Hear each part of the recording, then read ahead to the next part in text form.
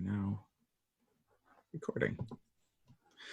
Welcome to our conversation in Care for Clergy. We're delighted that you join with us for this conversation, and we hope that it will help you as you deal with the issues of leadership within the Christian Church. If you have any questions, comments, ideas for further conversations in pastoral care for pastors, or wish to have a personal conversation with one of our Care for Clergy or Harbor team, please let us know. You can leave a comment, send an email, or send a private message via our Facebook page. Joining us this morning are a panel of experts, Judi, Jonny, and Brendan, and I will let them introduce themselves.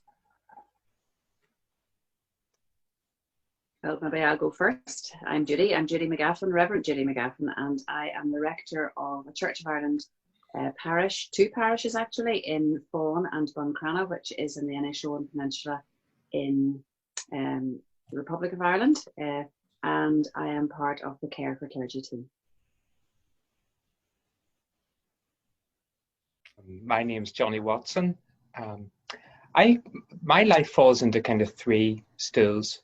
Primarily, I'm a stay-at-home father to two young girls, and that's actually where I learn a lot about spiritual disciplines and practices, and patience is looking after them. And alongside that, I offer spiritual direction to lay people, to clergy, and also teach on Christian spirituality. And my background prior to that was in social work, really helping people deal with crisis. So I suppose this topic is of interest to me from that perspective. Thank you. My name is Father Brendan McManus. I'm a Jesuit priest. I'm based here in North Belfast. I don't actually have a parish or anything like that. I work primarily in spiritual direction and giving retreats and leading groups, giving talks. In the Jesuit sense, it's just about promoting good spirituality and helping people to find God in their lives, helping people to reflect. So I'm very interested in this area, obviously about care for clergy and about ministry and about ways that we can collaborate and work together. Obviously, a lot of my work, I can actually do it online. So I've been picking up spiritual direction online with people that I've already been in touch with before, and we've just simply moved to a new mode, which is quite helpful. But a lot of other things have gone, obviously, at all the group retreats and group meetings and all that. So it's a lonely station here. That's me. Wonderful.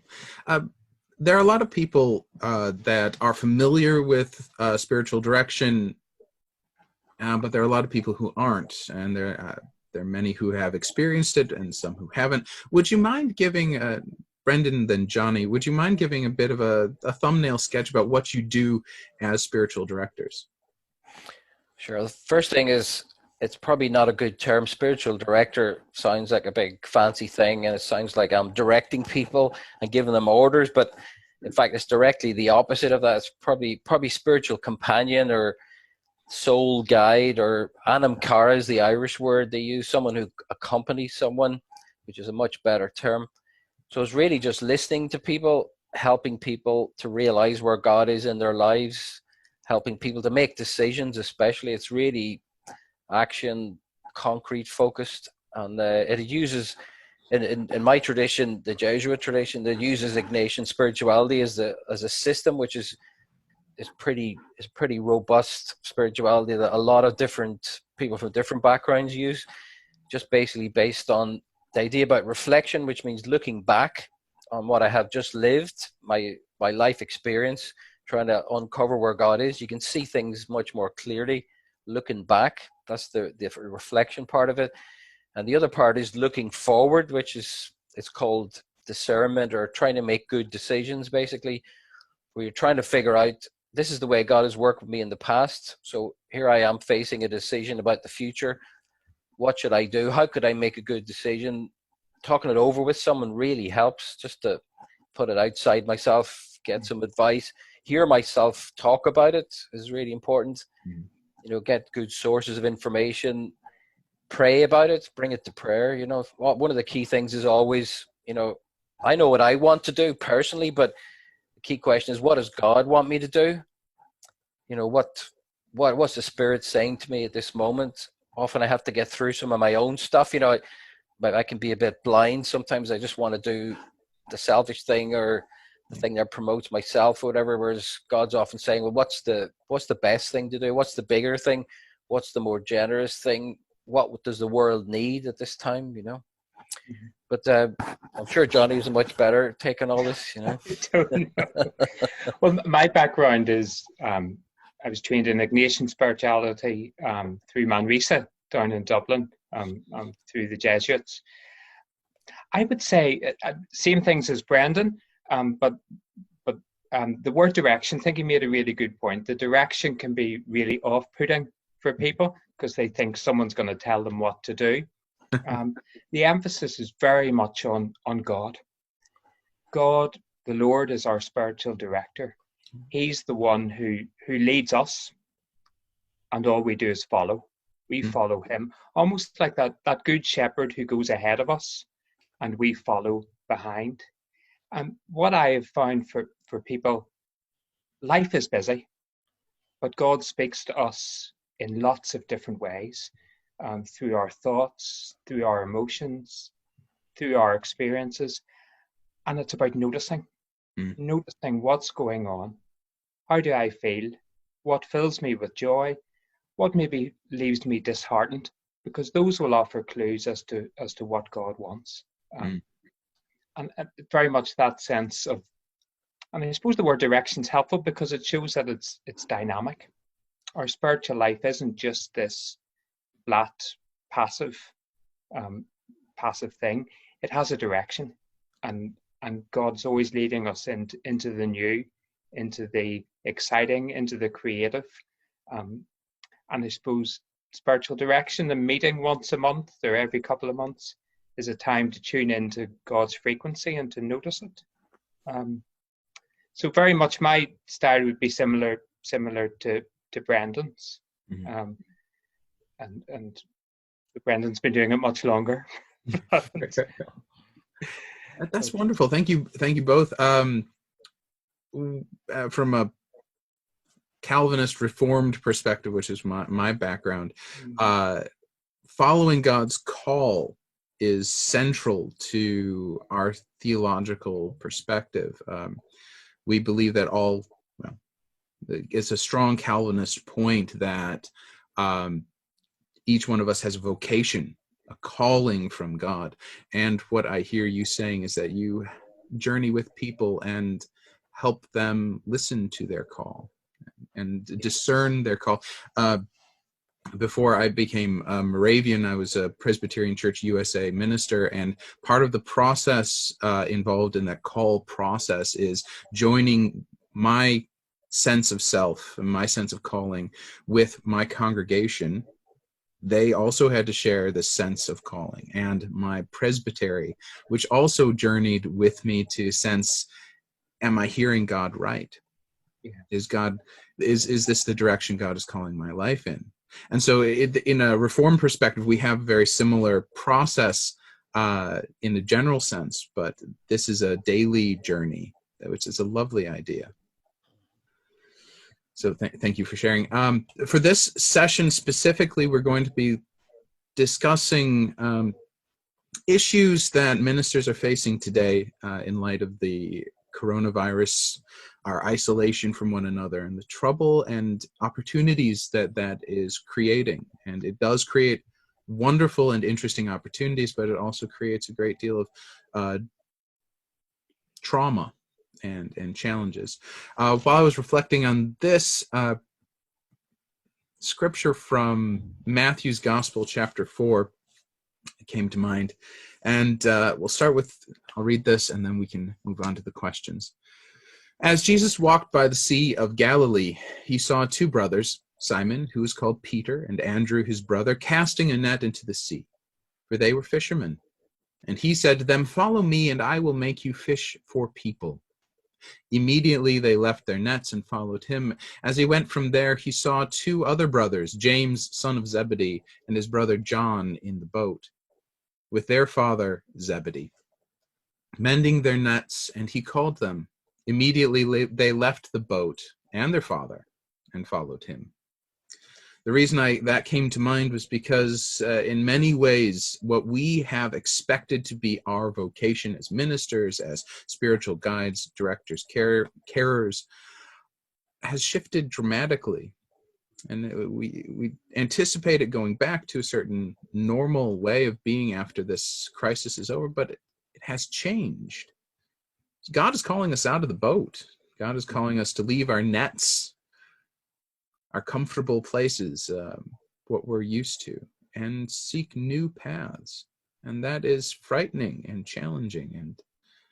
And hopefully this will help us as we journey together to more ably respond to this new call in our lives. So, the first point, I had a conversation with a colleague of mine and various conversations with various ministers around the world, here in Northern Ireland. And some of these all came from these conversations. So the first point is this. I really miss Sundays. Sundays are the central point of my life. When I celebrate my faith with my brothers and sisters, I count my life before and after Sundays.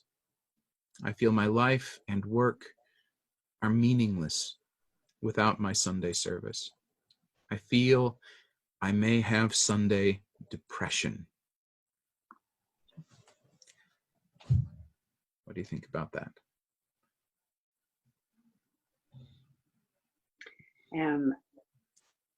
I get why somebody feels like that. I think that a lot of us who work in churches work towards the Sunday. So all week we are reading the readings for Sunday, we're sorting out services, maybe a Sunday school. And so the focus of the week moves towards the Sunday. Now, I'm in a couple of small parishes, and it's really lovely on a Sunday morning for people to come in and you greet them, Christian names, because you know everybody and you can speak to everybody, same on the way out of church. So there's a bigger connection other than just the worship. There is a community connection as well.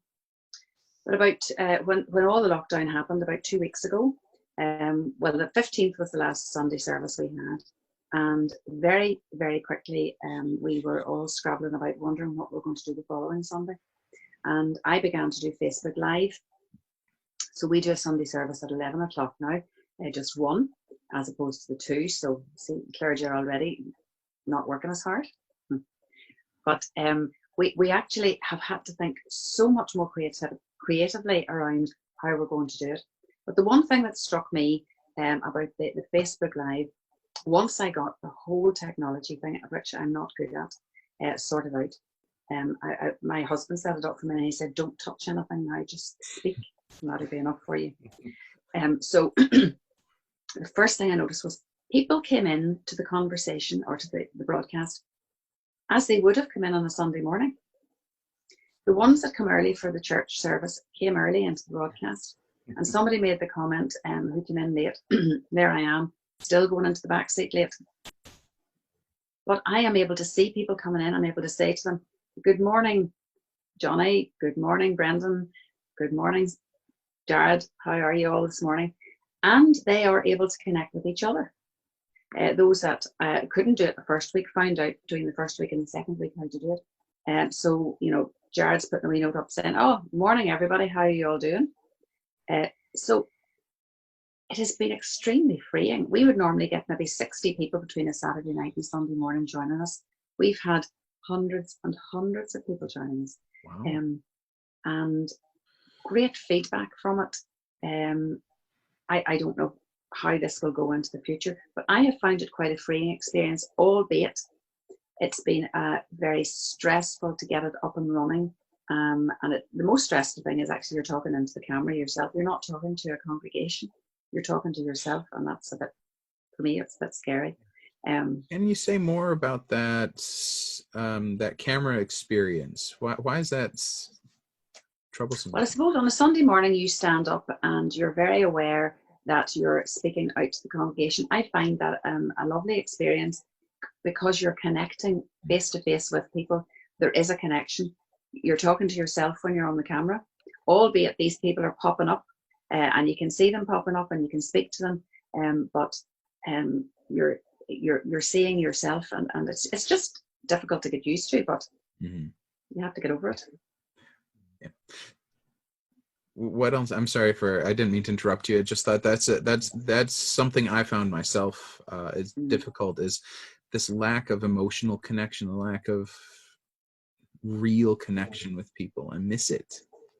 Yeah, although I find, I mean, I say I'm not very into technology, but you know, you can press buttons and hearts go up and likes go up and, you know, thumbs up and things like that. And the first Sunday we did it, there was a stream of them went up. And I thought, what is going on here? And then I checked it all out, and it's just people trying to connect in whatever way they can, albeit we miss the human connection.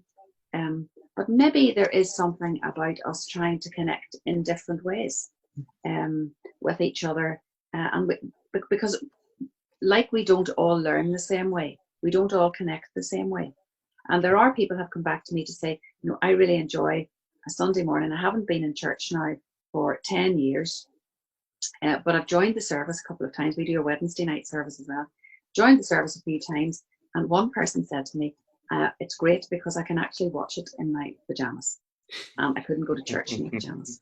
And I don't feel I have to dress up, and I don't feel anybody's going to say, what are they doing at church? They haven't been at church for years. So Interesting. There are some things that I have found surprising by trying to be a little bit more creative. Albeit I think we do recognise that we all miss being in the church building as well. It's been a very safe space, I suppose, and a space that we've known, most of us, all of our lives. And it's quite difficult maybe for some people to sit in their living room and worship in the same way. Thank you very much, Judi. Brendan, Jonny, the original question or the comment had to deal a lot with this isolation, the Sunday rhythm, but also the sense that the ministers themselves are missing out on something. The Sunday depression. I have a little point that follows up from Judy's and to do with the question. I think it's the word crisis is a fair word to use for what's happened. And one definition of crisis is a change in a steady state. So the way things have been done have been upended. And when anything gets upended, that initial time after is just confusion. And I think Judi spoke really well into that. And what you need is time to let things settle. Let the crisis settle. Let it ease down. And I think now you can see that that's happened. People are beginning to get used to this technology, beginning to think, you know, we can do things differently. There's definitely losses, but there's also great opportunities and gains. I noticed, you know, I'm looking at the opportunities that are there. I'm involved in home groups within our parish. Suddenly we've got people wanting to join who never wanted to join before because it's become an attractive thing to do. And there's opportunity as well. One of the Chinese symbols for crisis is threat, but also opportunity. So yes, there's a threat to how we've done things, but there's also great opportunity. But the question, Jared, as well, I've lost my Sunday. In terms of spiritual direction, that would be a really interesting thing to explore. What's that loss about? What's the focus been? And Judi spoke well about that. That's often the focal point of the week. You'd want to explore, why is that loss so significant? You know, where do you feel that? And what's that about? Be an interesting thing to explore with someone. Brendan, sorry I've spoken, but Yeah, just to pick up on what Jonny said, I agree completely. There's some new incredible possibilities and opportunities here. There is a huge sense of loss, especially in the Catholic tradition. Obviously, the Sunday Eucharist is the key point of the week, and this is a huge challenge for people. And having people are saying, you know, I have a number of priests that I take for spiritual direction, so I'm hearing a lot of this secondhand from a number of different people, but people experience a huge loss, obviously the loss of that direct contact with the Eucharist, receiving the body of Christ, and not being able to get to Mass on a Sunday. So there has been a huge resurgence then in this whole social media, Facebook Live, broadcasting Masses now from the webcam in the church, for example. So a lot of priests have just taken to that, just like a duck to water, you know, with some little teething problems, but basically they've made the jump. The really interesting thing is that, a bit like what Judi and Jonny's saying there, people have really taken this on board. People are looking for things. People are looking for connection, any sort of connection. People are very scared, and people are very anxious, and people wanting some reassurance, you know. So Pope Francis talked about this concept of spiritual communion, which I think is very important, which gets to the heart of this. It's not just about people sitting together in the building once a week. It was never about that, you know. There's something about people coming together with, a lot of it's about intention and desire. This would be the Jesuit angle. When you bring your desire, which is this desire for God, this desire for connection, this desire to be part of the body of Christ, it's bigger than just the physical thing, bigger than just the building, bigger than just being there physically. There's something much bigger here going on, and I think this is the opportunity that Jonny was mentioning there. People are finding other ways of doing things, and the irony is social media often got a bit of a bad press in the church, you know, but here it is saving the day and allowing us to talk to each other. Even now with social media, we can converse, have this conversation without actually putting anybody at risk. So technology here has all of a sudden assumed a huge role, and technology well used, I think, is a really good thing. That's what God wants, right? For us to use things well, and to use it to connect people, and to use it to address people's needs. This is the key thing. So people are scared or anxious. People need reassurance. People need to hear the word, for example. People need to hear ministers reflecting on the gospel, trying to break open the word, trying to share the riches of the faith, you know. So all of those good things are still possible with this gear shift, with the technology. So I see huge opportunities, and I see a lot of ministers, especially in the Catholic tradition where I'm from, making this jump, and people are responding big time. So that's great. Jared, can I just also say that I suppose you started with people miss a Sunday. And I think one of the practical things that I have done, because I suppose recognizing what Jonny has talked about there, that, you know, Christ is being changed in the steady state, and it's the settling of that from the chaos to the settle. Very early on, I tried to get myself into a routine. So I have a routine still on a Sunday, albeit it's not the same routine as I had before. And I know how to prepare now for worship after a lot of trial and error. I know how now what to do afterwards in terms of people who are not able to connect through the Facebook Live. We send links out, or I send links out. And on a Saturday I prepared before, because I've sent out the readings for the day.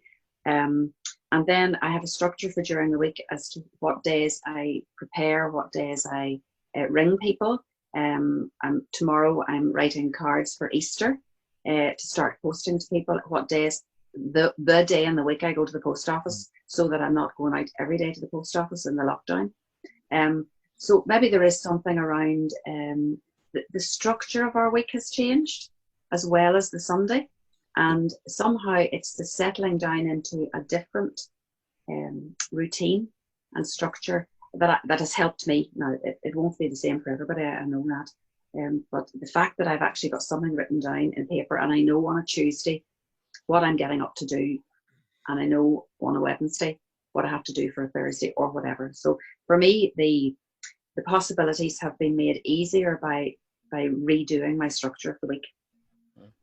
If I could just pick up on that point, that I think Judy's onto something there about structure, especially that given this, we've got this time, and the irony is it's a bit like a retreat. This is the irony. It's a bit like you've got all this time, and you've got all this time to pray and reflect and explore. But I think Judy's right. We need the structure, and as a Jesuit, we have this 30-day silent retreat, which is a key part of our training. But the structure is the key to it. Having you divide up your day. You have like 5 periods of prayer. You have your walk. You have your journaling. You have your writing. So putting that structure into place is key, and having some spiritual guidance, whatever. So that's what I've had to do for myself, obviously, and I've been writing about this on Facebook as well, just trying to help people to get back into a rhythm. And I've been saying to people, especially the people that I direct, you have to have a structure. Otherwise you're lost. The idea about all this time with no structure, it doesn't go anywhere, and often it gets wasted. Whereas if you turn it around and say, well, here's the opportunity to have a retreat, have this time with God, maybe work on some significant projects, maybe work on yourself, for example. We have a retreat on the website called Sacred Space, which 14-day isolation retreat is called, which to try to help people to work through, to make use of this time, and especially to connect to God, to connect with the prayer and connect with your feelings, to be able to bring their feelings to prayer, because there's very strong feelings going around at the moment, to be able to integrate those, work with them, pray with them, and really good things can happen then whenever you do that within a good structure. So that's question 2. I think I'm moving into there, but anyway. I think that's such a crucial point. I think of mental health practitioners. Whenever someone's in a personal crisis, quite often the first thing they'll do is they call it behavior activation, which is actually set yourself a timetable that you get up, you tick it that you do it, you go for a walk, you tick it that you do it, and it gives someone structure, or else everything just falls apart. And there's a great, I suppose, the monastic tradition, we can draw from that too, that at a certain time you pray, at a certain time you work, at a certain time you eat. And Brendan, I've noticed too in spiritual direction with people yesterday, especially, everyone was looking for structure. Yeah. How do I live well within this and not just kind of end up doing nothing and become lethargic, and then your spiritual life becomes dry too. I mean, the outer and inner often reflect each other. So it's a spiritual discipline. Yeah.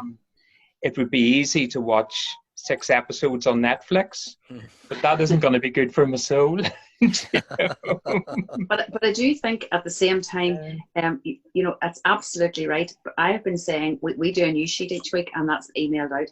And I've been saying to people, these are the things that maybe you might try to do. And for me, it's the breaking them down into the physical, the emotional, the spiritual, the mental health kind of stuff. And then taking each of those and breaking those down, because I'm just thinking that one of the big things for me as a rector is to keep connected, but it's the connection with God for me.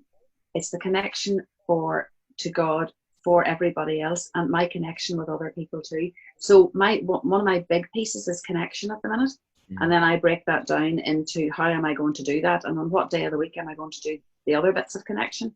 So I suppose it'll be different things for different people, but you're absolutely right. It's not good to be watching the news all the time, for sure. Oh, heavens. But it's not good to be doing like 6 hours of Netflix either. So it is a huge amount of trial and error and balance, but recognizing that we do need, and it's no good to be sitting in the house all the time either. Do go out and walk around the garden if you can, or we live in the country, so walk the country roads. But it's the physical, the spiritual, and the emotional, trying to get those into some sort of balance now. Absolutely. But one of the things we also have to remember, as was mentioned before, we need to give ourselves time, especially as clergy. We cannot be all and do all instantly. This crisis has hit us as well as the world. And I think for a lot of the people I've talked to, simply being patient with yourself, just letting yourself grieve, letting yourself adjust, and looking to the future to, as you move along, to say, well, I would like to have more structure and to find these healthy rhythms. But just at a certain point, rest in God's love is an important start. If you rest in God's love rather than Netflix or the news, I think that's an important place to kind of, that's a benchmark, right? We do tend to fixate on things that we can't control. We fixate on the news, and that becomes this, and it gets us tunnel visioned, and we have no control over it whatsoever. We do have control over the rhythm of our life, or some control over the rhythm of our life, and where we choose to spend our time. One of the questions that I had that came out of this wonderful conversation, by the way, this is really important. You mentioned, Jonny, you mentioned the monastic tradition and I agree with you. I've been Sacred Space was one of my first forays into reflective prayer when I was in college in 2003. I think I came across it, or university. Sorry. It's a website from the Jesuits in Dublin, I believe, isn't it, Brendan? Irish Jesuits based in Dublin, yeah. It's a great resource. I've been using it for 17 years now. If you need some kind of rhythm or structure, this is a good place to go. The advantage of the monastic tradition, however, has always been the support structure that gives people who don't necessarily have all of the disciplines themselves, they were able to rely on each other and the rhythms of the day, and no distractions with children and all of these things. In this current situation, any ideas on how we can start to, where we can lean on or rest on, or who can we turn to, or how? Just to pick up that point about the monastic tradition, I agree with Jonny very much on that. And obviously, as a Jesuit, we're not monastic. In fact, we're like the opposite of monastic, you know, because we're very much we're mission focused. But there is a phrase which I think is really helpful to talk about the inner monastery, or the inner cell that you bring within yourself. And I think it's a really helpful way to try to put this into action, you know. So because we don't have the external structures or supports that once we did have in terms of offices and people and congregations, so you have to recreate that in yourself, you know. So again, just picking up some of the other things about the structure, about the timetable, about the disciplines, about checking in with people, for example, just to keep yourself on the track. And that thing about awareness, I think, is key. Understanding, like you said, Jared, understanding the process we're going through. I read a great article. It is a grief process. So we have all those stages of grief, you know, denial, anger, finally coming to acceptance, etc. So that patience with yourself, but that's based on awareness. What am I feeling? What am I going through? And how can I work with that? How can I be gentle with myself? How can I get appropriate help for myself at times? And that allows us to minister, though, I think, is the other key thing. You can only minister from where you are, and you can only minister processes that you've lived yourself. So helping other people starts with ourselves, I think, doing that inner work for us in order to be able to help other people. And it can be enormously fruitful, that sense of what I'm living, I can share that, and that'll be of help to others, because a lot of people are living the same process, you know.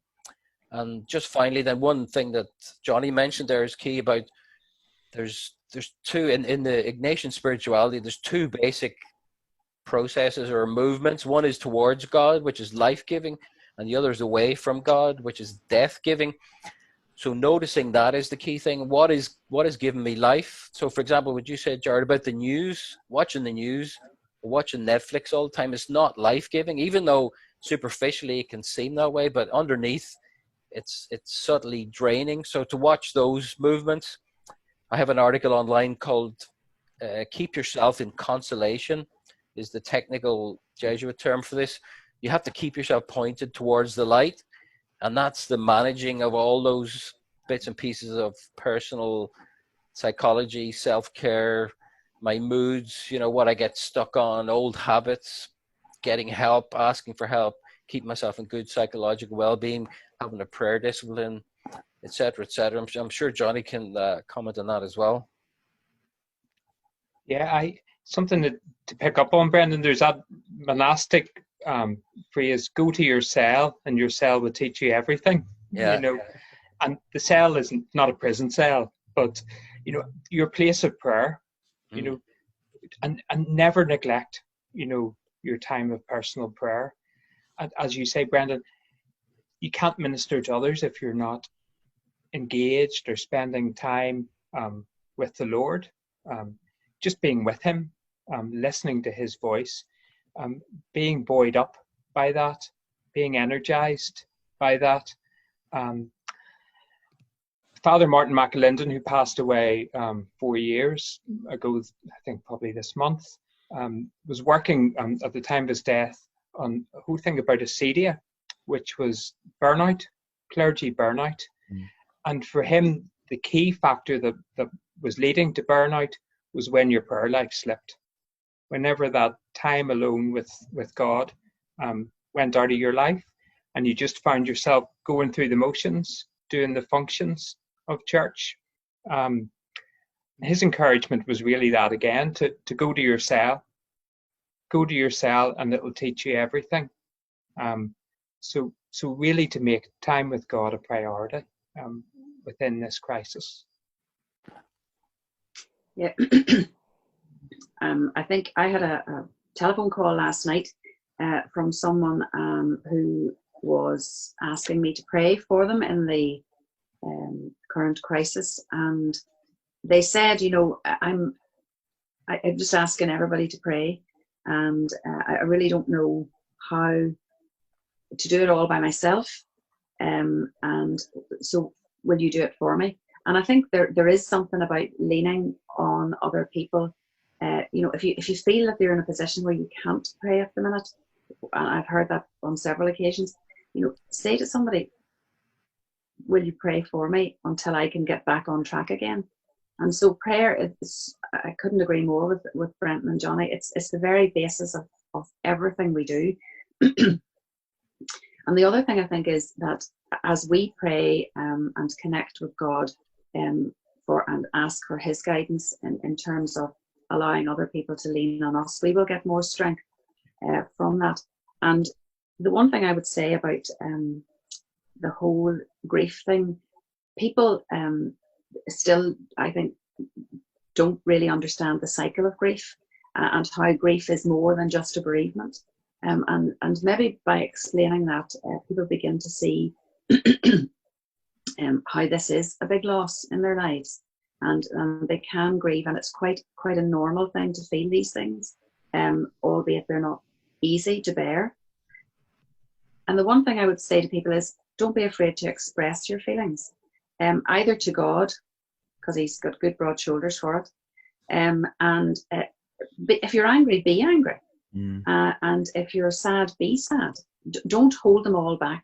And that goes for if you ring me and you're angry about something, be angry, because I'm okay with that, because I understand where you are. So maybe there is something about giving people permission as well to express how they are actually feeling at this time, no matter what it is, and help them pray through it until people get back into balance again. And in doing that, we have in our diocese, we have about, I suppose, maybe 15 clergy in the diocese, the Diocese of Revd, and our Archdeacon is very keen that we almost buddy up with a few people.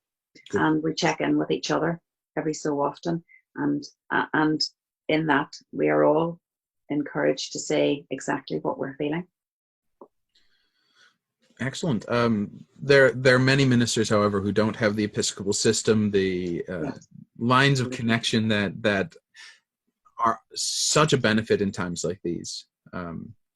but there are a lot of people, or ministers especially, are out on their own, and disconnected from their church means they're disconnected from the body of Christ in a real practical sense. How do they find someone to weep with? How can they find a way to mourn and grieve and process? Because we have a tendency, especially ministers, to try to take care of it all. We have to be the strong ones. We have to be the faithful ones.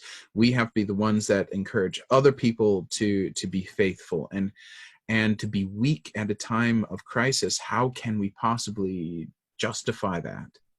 And yet we are. So how can we, what are some practical ways, especially for those who don't have a reliable system, or even fellow clergy that they don't feel quite like they can bear their souls to them? What are some ways forward in that? Because that's a critical part of, as has been mentioned a couple of times, of being able to offer care for others, is getting to that point ourselves. Yeah, just to pick up that, I mean, I lived through a bit of a crisis before where I'd lost my brother to suicide, which was a major. This is about over 10 years ago. So I've been through this personally as a minister, you know, so realizing the need to work through stuff it's just like an obvious thing, but it's so difficult. The key thing is you have to ask for help, you know, and the greatest courage is knowing when to ask for help. It's actually, it's a brilliant thing to model. It's been amazing for me in my life and my ministry. So I'm just really honest about it, you know. I need support and I need help, and I just go and get it when I need it, you know. Mm-hmm. But that's because I've been brought to my knees before and I've been through the mill, you know. So I know the value of it now, and I think I react a bit sooner. I'm a bit luckier in the sense of, as a Jesuit, we live in community. So we actually have a community of 4 here in the house. We have structures, you know. But I would just say that the first point of call, just like Jonny said, there is the prayer. And prayer is being real with God. I think I'm seeing more real prayer than I've ever seen before in my life. People are praying that never prayed before, or people are driven to prayer. It's just an automatic thing. So praying with the feelings is one of the big things. You have to be real, and you have to bring it all there as a starting point. Then I think you have to have other ways of expressing that, especially if it's really strong and overwhelming. And sometimes you need a professional. A lot of people are offering services online now for that sort of thing. So just setting up some supports and a network and having an outlet for it. Part of the Jesuit system also is journaling, being able to write things down, which I find personally helpful. Just a way of putting it outside yourself with interacting with others about it. But the key thing here is trying to have safe spaces and sacred places where you can bring that to, where you're going to get support. Obviously, there is a spiritual director network as well, which I'd be happy to help people with, to get set up with. Having a spiritual director can be helpful. It's not counseling, but it is accompanying people on their journey, helping people to pray and find meaning in difficult situations. You know? So those sort of supports, I think, can be really helpful. Having a supervisor, for me personally, is really helpful as well, which is a relatively new discipline about somebody's going to supervise you in your work capacity as a minister. That's really helpful. So I think I can boast about, I think I have about 3 or 4 people that I'm responsible to, you know. Yeah. So it's not about me. So I would encourage others to set up those lines and relationships. May I ask, what do you find helpful about being supervised? Most ministers I know are trying desperately to get free from any kind of restraints or controls. What do you find helpful about this supervisor? Again, it's just my whole take here is, it's not about me being a big hero, right? That's the death of good ministry, you know. So if you turn that around and say, the more help I get, the better I am, you know. So supervision can be really helpful because it's a professional service, and it's a professional helping me to look at issues about boundaries, for example, about feelings, about appropriate relationships, about limits to my energy, but also about sources of help and things that can be helpful to do, and managing my workload, finding new solutions, creativity, all those sort of good things. Mm-hmm. But this is somebody outside the order I would go to now, like a professional who knows what they're doing. There's no link back to my superiors or anything. It's like counseling that I get for myself based on supervision. So it's not somebody telling you off for not doing enough. No, absolutely not. It's a whole different thing. In some ways, it's a bit like the spiritual director. It's somebody who's accompanying me in my job, who's not judging or evaluating, or there's no performance evaluation. It's just simply someone I work with to help me be better and who can challenge me appropriately. So it sounds like. Sorry. Yes, Johnny. Sorry, Jared. Just whenever I was in social work, we used to call supervision snoopervision. So that's really what it felt like. It was the management looking down on what you were doing. Yeah. But like Brendan, I would have supervision in spiritual direction, and I suppose it prevents you believing that you're the hero in your own mind. You think you're great at what you're doing, but it puts yourself under a bit of scrutiny just to check, where am I operating here? Am I operating out of my own ego, out of my own desires, which may not be God's desires at all. So it in many ways, I suppose it's enlightening too, because you notice yourself, you go, there I go again. I'm always doing that. Why am I doing that? It's almost like a safety valve too. Keeps you right, keeps you in check. And how does that kind of honest reflection, so to say, how does that help you become more productive? I'm assuming it does help you become more productive. Your work, how have you, either Brendan or Johnny, whichever, how have you found that to impact your life? Because none of us wants snoopervision. No. It often brings what's hidden or what's in the shadows, kind of lurking, into the light, and then you're naming it. Often those things that are maybe going on in our own lives, our own work situations, that we want to keep hidden, it gently brings those into the light, and then you have to address them. In terms of productivity, Jared, a lot of energy goes into keeping those things in the shadows. And when you bring them into the light, well, you have a different perspective towards them. And you don't spend a lot of energy keeping them in the shadows anymore. Yeah, just to pick up that point, I think that's the key thing. It actually it sets you free to be able to minister appropriately, to know the boundaries, to know your own limits, to know that you have places you can go. So if you hit an issue, for example, dealing with someone, you're thinking, I'm going to sort this out later with my own supervisor. It doesn't weigh on your mind. You sleep better, you interact better, but it just takes the pressure off thinking about it's all about me. And I think we've all seen people who minister, who do too much, who take too much on, who get burned out. I mean, I've done it myself, so, let's be gentle, let's be realistic, and let's ask for help when it's appropriate, and let's get good help. That's what I would say. Let's get a professional, not just someone that I like, that I can talk to, who's going to go easy on me. Let me get somebody really good that I trust, that I can really open up to, and they can spot when I'm starting to drift, and they can help me, and they can help me to turn around difficult situations, help me work through stuff. I think this thing about humility here is at the back of all this. Genuine humility means recognizing my limits, recognizing I need someone else to help me here. But it's freeing ultimately. It sets me free to minister well, and it's not about me, Well, sorry, Judi. I don't have a spiritual director, but I have got two things.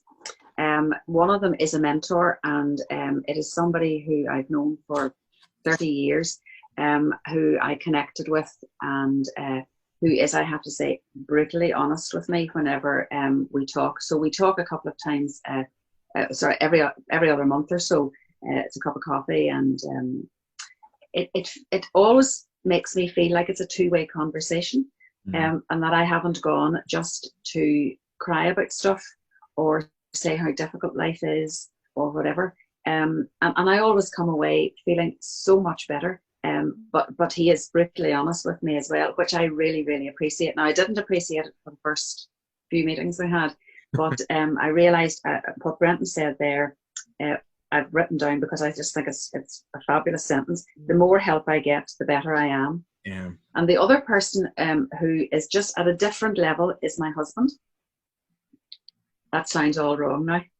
My husband's at a different level, but he is also brutally honest with me. Now, it's funny that Jonny should say about supervision. He was a social worker as well, so he possibly is supervising me. But he is also very on a daily level. He's very questioning maybe about things. I'll go up to the kitchen and I'll say, in this situation, what do you think I should? And he never says yes, do. But he allows me to talk through it. Maybe that's social work training. I don't know. But so I'm very fortunate at home. I have a good level of, I suppose, mentorship almost, but somebody to bounce things off, and then outside of that as well. But I totally agree with Brendan and Jonny. You have to look for the help. Yeah. And if you base it in a good structured prayer life, you will find it. Well, we will in future conversations. We have several of these planned, and we're going to get into more detailed about specifically this topic of how do we go about finding mentorship, what is burnout, why, that these are some of the topics we're going to explore in detail later, and it's important to touch on them now because they all feed into how we can be strong enough to face this crisis. One of the big problems conflicts that happens with ministers that I have spoken to, and it happens with myself as well as a minister, this idea of theologically about being strong, that my faith does not waver. I am a rock for my congregation. I fly the flag of Jesus and will never falter. How do we deal with this when we are faltering, when we're afraid, when we suffer, when when we are in crisis? How can we then, do we just go on stiff upper lip and all that stuff? Mm-hmm. Power through? How can we be, if we are vulnerable, honest, open, will our congregations crumble? How does this work out theologically and practically as ministers or for ministers? Yeah, just to start off, I think the theological truth is that Christ is the rock. I think this is one of the big misnomers that I see a lot. People think they are the rock, but it's such a common mistake because we're not the rock. We're just the followers or the disciples or the people on the road. We're the ones that walk with Christ. Christ is the rock. That goes back to the importance of prayer and being rooted and being accountable. So I think we have to nail that one right away. Just my take on it anyway. Something similar to that. I remember going on retreat with loads of ideas about what I could do for God, and I know most of them noble, and I listed them off in the first encounter with the spiritual director, and they said, "Well, that's really good, Jonny, but who's in the driving seat? You're God." And that whole retreat was about getting out of the driving seat and getting into the position of the passenger. That actually the direction that we go, the journey we take, isn't mine. It belongs to the Lord. I may have the honor and the blessing to be able to be with him, but it'll always be his direction. And getting out of that driving seat, and it's a lesson I've come back to repeatedly. When I think of something new, is this me or is this of the Lord? Who's driving the car here? And a lot of the times it's really me. And it's about having that humility to get back into the passenger seat. Yeah. Yeah. I think also that there is a thing about human frailty and vulnerability. Jesus was not afraid to show his vulnerable side at times as well. And we should never be afraid to show our vulnerable side. I think that by modeling vulnerability, actually, it helps rather than hinders our congregations, because we are seen very much to be modeling true human frailty, and being able to ask for help. I mean, there are so many times in the Gospels where Jesus does show his human frailty as well, and maybe along with Christ is the rock, not us. Get out of the driving seat. The third thing is model what Jesus did, which is to show your vulnerability. Amen. Amen. One of my favorite books is by Henry Nouwen, The Wounded Healer. It's a beautiful concept. And so for those who have not read it, highly recommend The Wounded Healer. It's a helpful premise to do this kind of ministry. Open, honest, Christ-centered, Christ-following, Christ-modeling ministry. That's a wonderful summation, I think. This, but it's hard, isn't it? That kind of brutal honesty is not easy, and especially when we're feeling our world is turned upside down. A lot of ministers are thinking, I'm learning technology, I'm learning all this stuff, I'm terrified already, I'm stressed up to here, I'm calling every person in my 500-member church every single day. How in the world am I going to fit something else in? How do we prioritize these things? How do we go about actually making these things part of our life? Yeah, some of the priests that I've spoken to, ironically though, some of them have said to me, this has been a real blessing personally, even though it's a terrible experience. But a lot of ministers said to me, this is such a relief in some ways, especially that prayer thing though. As all of a sudden I have all this time to pray and reflect and to get myself together, and then they start thinking about how could I reach out then. And that strikes me as a good way to do things, rather than jumping straight into what should I do. Well, let's take this to prayer first. Let's get myself together a bit, and let's think about what I could do. Also, I've seen great examples of, we talk about lay involvement and in empowering other people, so that example about trying to get in touch with all the parishioners. Well, if I get a team of people together, if I divide this up, all of a sudden it becomes much more manageable. So this whole thing about let's empower other people, let's bring other people into ministry, let's make this more of a corporate effort. All those good things start to come into play, and let's make it less about me. That'd be my initial thought. I think Jonny mentioned it earlier on about the initial piece of this is chaos, and that makes me think of the Spirit over the waters at the beginning of time, and all was chaos.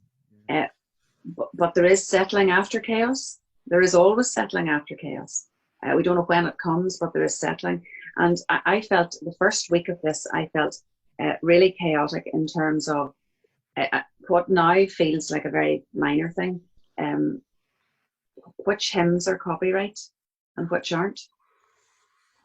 And so I spent one entire day on the internet trying to find which hymns, lyrics were copyrighted and which were in the public domain. And then I realized that the music was different, so I had to go back and do that. Now, I know how to do it now. So there is something about, that was a big priority for me. Somebody else mightn't have got to that bit yet. So there's something about sharing, so that at different points, different people's priorities, can be helped by other people. But back to what I was saying earlier on, as the chaos settles, I'm beginning to think, what are the big things for me to be looking at now? And one of them is connections. How do we keep connections going?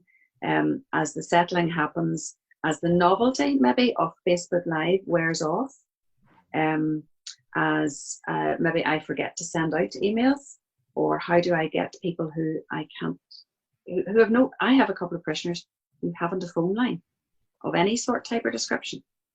And so how do I keep connected? So connections for me is the big thing. And I really like what Brendan said there about empowering others. We don't have to do everything ourselves. And that is something I think maybe clergy feel, it's my job, I'll do it. But actually allowing ourselves to realise that even in this chaos and this crisis, God has given us all gifts. And by not allowing other people to use their gifts, we are not allowing them to play their full part in the body of Christ. So we need to be sure that we're not closing other people out at this point as well. So our for me at this point, connections are the big priority. Thank you, Judi. I'm recalling a story. Margaret Self, who's a Ignatian spiritual director who writes lots of books. She actually writes so many books. But I heard her speak recently, and her latest work is all around chaos and about change. And she very much looks at that's what happens in nature. You know, actually things change through chaos. So much things get upended and then something new comes through. And she took the nursery rhyme Humpty Dumpty. You know, Humpty Dumpty sat on the wall. Humpty Dumpty had a great fall. All the people tried to put Humpty back together again. But she said, rather than seeing the egg as something that was broken, maybe it's an egg that's hatching. And our job is to nurture what's coming out. So even in this crisis where we're seeing fresh shoots of lay involvement, of people doing things that they've maybe never done before, discovering new gifts, new talents, new things that give them life and energy, maybe that phoning parishioners who they've maybe never talked to. How do we nurture that? So that whenever this is all over, we don't just put the egg back together again, but we let these things that are starting to emerge nurture and maybe remain and become new, because that's the way of life. Chaos brings new things. It's especially as we look, I'm thinking, especially as we look into Holy Week next week, which will be so different for people. How can what seems to be breakdown actually become what is a breakthrough? That's an important theme, I think, for next week as well. I like that. Well, we're probably coming down to the end of our conversation this morning. First, Jonny, would you mind? Would you be able to put a link to that? Was it Margaret? What was your last name? Margaret Self. Margaret Self. Yeah. She sounds very interesting. I'd like to maybe do a bit of reading of hers. That sounds very appropriate for this time. I'll try to put up a link for the Wounded Healer, and anybody who's watching who has resources that they wish to share, people that they've come into contact with who they've found helpful, ways that we can connect and share in these times that we need to support one another. Please feel free to post a link on the Facebook page. Let's end on the positive. You were bringing us right into this, Jonny, as we're coming to an end. Let's end in faith. Let's end following Jesus with our hearts and with our lives, with passion and dedication. Let's talk about some of the positive things that are coming out of this. You said that we should look at this as, not putting Humpty Dumpty back together in that empty shell, but see what is coming out of this chaos. So what are some of the things already? We've referenced it, but let's dwell on it a bit. What are some of the things that we are already seeing come out of this chaos? Well, I think the creativity that people have unleashed is absolutely incredible. We have had much bigger global congregations than we have ever had before. There are people from Hong Kong who are speaking to people in Faughan on a Sunday morning now. It could never have happened before. So I think there are more people hearing the word of God. There are more people connecting with each other and with the word as well. So the global church has sprung up. I think it is. We talked some time ago about a revival, and we were saying, goodness me, you know, when or where will a revival ever come? Mm. Well, maybe we're there. Maybe this is the beginning of a revival. Who knows? And I think it's very hopeful. The other thing is that we have we've engaged our young people who are writing prayers for our services now. So in our liturgy, and we on Easter Sunday, we are going to. They've actually written my sermon for me. This is good. This is a really good turn of events, in the sense that they have done pictures for me, and I will be just talking about the pictures, and they are rainbows, rabbits, nature, the whole lot. And those are also the things that, as I sit here in my study, I can actually hear birds singing. I can see the birds on the trees, or the buds on the trees. I can see the flowers in the garden. I can see all of those things. God is definitely here. Nature is continuing. And I don't know that I would have had time to look at all those things before in the way I'm looking at them now. So creativity, the global church has suddenly appeared in front of me on a Sunday morning, and other days of the week too.